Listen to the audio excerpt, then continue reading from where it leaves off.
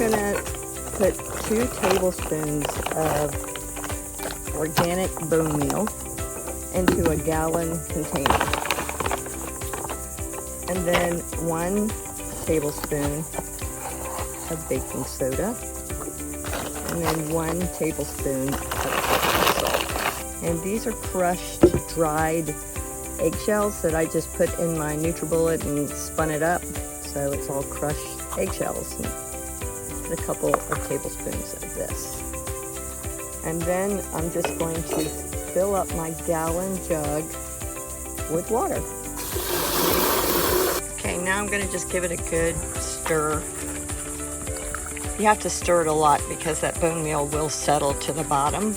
And I just give them a good douse. I don't even know how much I give them, just a good pour.